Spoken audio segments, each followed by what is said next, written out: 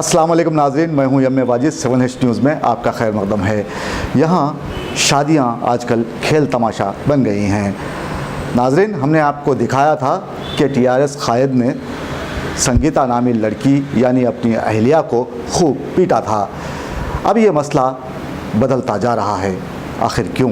Rachakonda CP Mahesh Bhagavat कहते हैं कि संगीता इन दिनों भूख हड़ताल पर है और वो सेटलमेंट के लिए 3 करोड़ का मुतालिबा कर रही है। అరే భర్తలు గొడవ అది.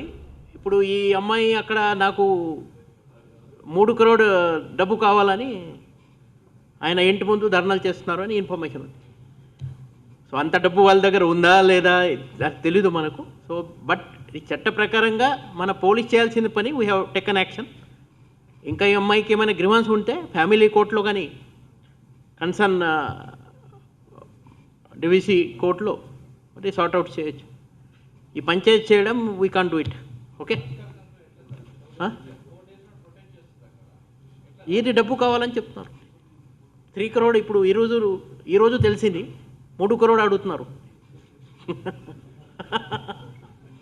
जबकि संगीता ने मीडिया के रूबरू आते हुए साफ लफ्ज़ों में कहा है कि उसने रुपयों का कोई मुतालिबा नहीं किया। నాకు న్యాయం జరుగుతుందేమో అనే ఆశతో ఉన్నాను. ఇప్పటికిప్పుడే మళ్ళీ మాట మార్చేసి నేను మొదటి నుంచి కూడా న్యాయ పోరాటం చేస్తుంది.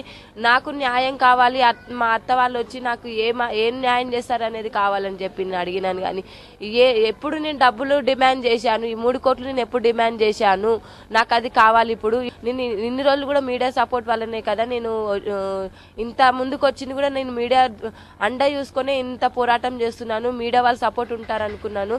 మహేష్ భగత్ గారు అన్నారని చెప్తున్నారు, 3 కోట్లు అడిగారని చెప్తున్నారు. ఏ విధంగా అడిగారు? ఇప్పటికి కూడా నేను మహేష్ భగత్ గారిని పొగుడుతూనే ఉంటా.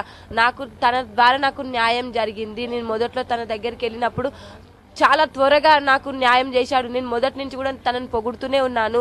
నాకు తన దగ్గరికి వెళ్ళినప్పుడు న్యాయమే జరిగింది, అన్యాయం జరిగిందని నేను చెప్పడం లేదు. जब इस मामले पर CP से दरियाफ्त किया गया तो उन्होंने कहा है कि हमें ऐसी इत्तला मिली थी, ताहम पुलिस अपना काम कर रही है। ऐसे में सच्चाई क्या है ये जानने के लिए इंतज़ार करना होगा।